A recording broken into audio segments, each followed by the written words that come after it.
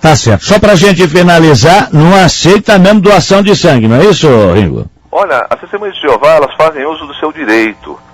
Nós não nos opomos a ninguém quando a pessoa diz que quer aceitar um certo tratamento médico. Então nós não vamos contra ninguém. Quando uma pessoa fala que quer aceitar sangue, ou aceitar penicilina, ou aceitar qualquer outro tratamento médico... Mas nem antibiótico vocês não aceitam, Ringo? Nós aceitamos... Não, note, eu só estou usando uma ilustração. Ah, perfeito. Quando uma pessoa que fala que, por exemplo, para matar a sede ela quer tomar refrigerante, é problema dela, se ela quer matar a sede com refrigerante. Nós não somos contra refrigerante, né? O que eu estou ilustrando, metaforicamente, é que nós respeitamos os direitos da pessoa a escolher. Então, o que nós apenas queremos deixar claro é que é necessário que as pessoas respeitem também o nosso direito de escolher. Ou seja, as testemunhas de Jeová, elas recusam não tratamento médico. Aliás, nós não acreditamos nas chamadas curas pela fé. Geralmente, quando acontecem problemas, acontecem aonde? Quando acontece a questão do sangue, por assim dizer, acontece aonde? Em hospitais, em instituições de saúde. Por quê? Porque as testemunhas de Jeová procuram médicos. Inclusive, nós temos muitos médicos em nosso meio. As testemunhas de Jeová não querem exercer o chamado direito de morrer. Nós vamos aos hospitais para quê? Porque nós queremos viver. Nós buscamos a solução na medicina. Até porque a medicina, ela caminha velozmente, dando muitas respostas, e já fez muito em benefício da humanidade. Então nós vamos procurar médicos, profissionais que conheçam do assunto. Agora, o que nós não aceitamos é um tipo de tratamento médico. Um tipo. Esse tipo de tratamento médico, que diz respeito ao tratamento ou à terapia transfusional, que envolve o uso de sangue e hemoderivados, nós recusamos. E é um direito constitucional nós recusarmos um tipo de tratamento. Por exemplo, Herculin, digamos que você levasse seu filho ao médico e o médico dissesse, olha, seu filho tem que extrair o rim. Será que você seria obrigado a extrair o rim do seu filho? Será que você não poderia procurar um outro especialista, ou talvez um outro profissional que pudesse... Ver um tratamento alternativo, né? Exatamente. Tá então certo. o que nós fazemos é o seguinte, nós recusamos esse tratamento? Recusamos. Quando o médico fala, olha, precisa, nós queremos buscar outro médico que possa, talvez, com conhecimento e grau de conhecimento técnico e habilidade clínica mais elevados, suprir essa necessidade da não aceitação Ringo, de sangue. Você é muito aberto, coloca de uma forma bastante didática, tem uma bagagem muito grande, é ancião das testemunhas de Jeová. Eu tenho comigo particularmente o seguinte, o gesto da doação, acima de tudo, entendo como um gesto de amor, um gesto fraterno. E o Cristo pregou isso, a fraternidade, o doar-se uns aos outros. Isso, de forma alguma, interfere nessa decisão das testemunhas de Jeová, ou seja, de forma até radical, a gente tem encontrado, não aceitar a doação de sangue, né? Vocês não levam por esse lado, não entendem que isso poderia ser um gesto de amor.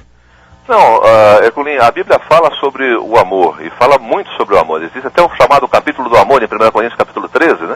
Falando sobre, até o Renato Russo usou isso como base de suas músicas, né? Se falasse em língua de anjos, né? Fizesse tudo, mas não tivesse amor, nada sou. Mas é interessante que lá, o apóstolo Paulo, ele citou uma frase que diz respeito direto em relação ao que você colocou agora. É interessante até nós nos reportarmos a esse texto. Olha como vai ao encontro do que você citou agora. Em 1 Coríntios capítulo 13, o versículo 3, ele disse assim, ó, eu estou com a Bíblia aqui, e se eu der todos os meus bens para alimentar os outros, e se eu entregar o meu corpo, então não é só o sangue, é o corpo inteiro, ó, para jactar-me, mas não tiver amor, de nada me aproveita. Então note que a Bíblia, ela não relaciona simplesmente o fato da pessoa fazer uma doação, fazer alguma coisa, necessariamente como ato de amor.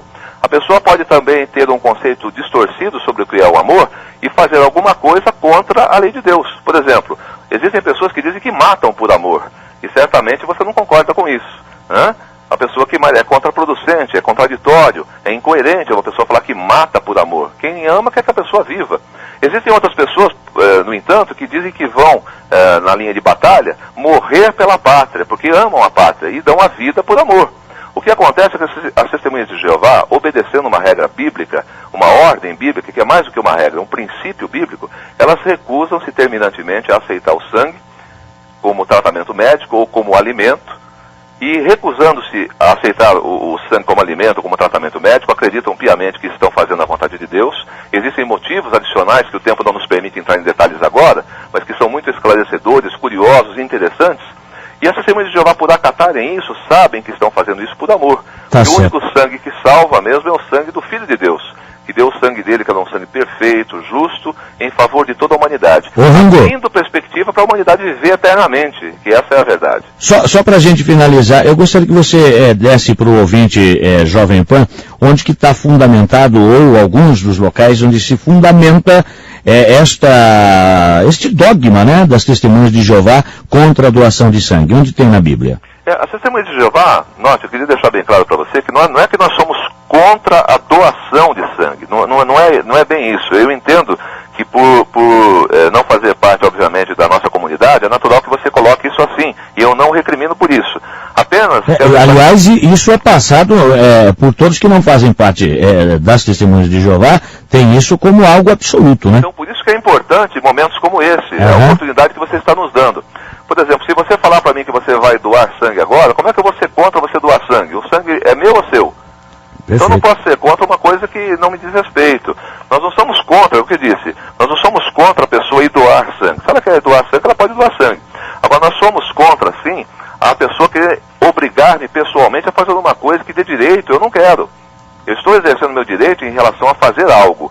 Se alguém quiser me obrigar a fazer isso, aí essa pessoa está indo contra o bom senso, indo contra os princípios cristãos, inclusive do próprio amor.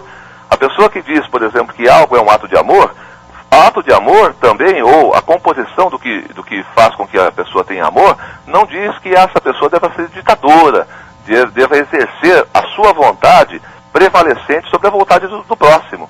Até porque em Mateus 7,12 Jesus falou que assim como quereis que os homens vos façam, vós também deveis fazer a eles. Então nós não devemos obrigar as pessoas a ter o nosso ponto de vista. As pessoas devem saber qual é o ponto de vista de Deus. E elas podem ou não aceitar isso. Nem Deus obriga as pessoas a aceitarem o ponto de vista dele. Tá certo.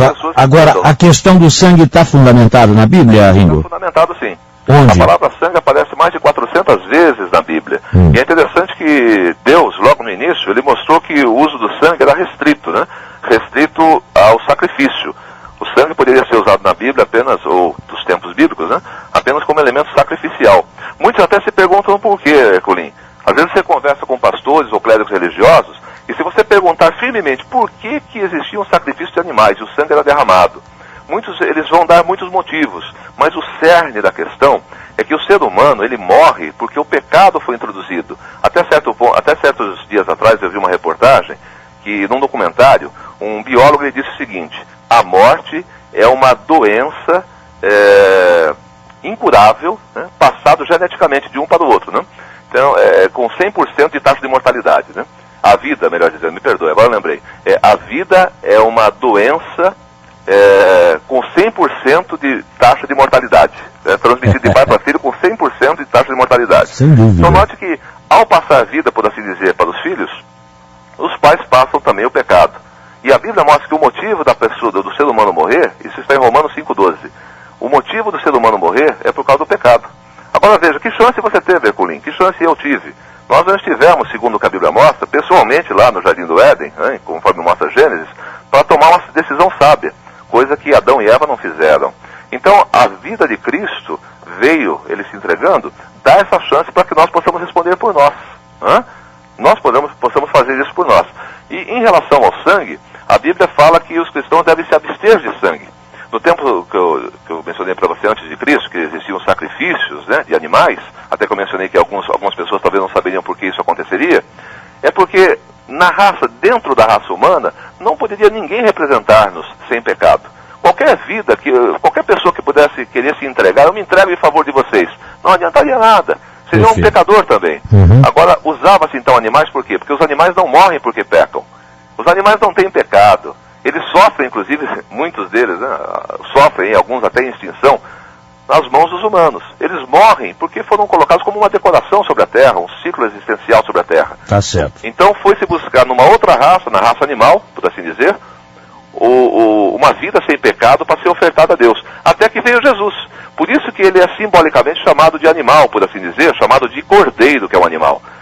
Eis o Cordeiro de Deus, disse João Batista, lá em João 1,29, eis o Cordeiro de Deus que tira o pecado do mundo. Então ele foi tipificado como um animal, porque os animais não têm pecado. E Jesus então veio como um parente nosso, é por isso que ele se fez homem. Perfeito. Para se oferecer em nosso benefício. E a Bíblia mostra então que nós humanos não deveríamos nos alimentar de sangue. Por isso que em Atos 15, 28 e 29 fala que nós deveríamos nos abster de sangue. A palavra usada lá foi abster-se, uma palavra escrita pelo médico Lucas. Sabia disso? Uhum. Quem escreveu o livro de Atos dos Apóstolos foi o São médico. Lucas, que era médico, né? Lucas era médico. A base disso é Colossenses, se não me engano, 4,14, que Paulo chama Lucas de médico amado. Uhum. Tá Então certo. Lucas era médico, usou uma expressão, só podia um médico usar mesmo, né?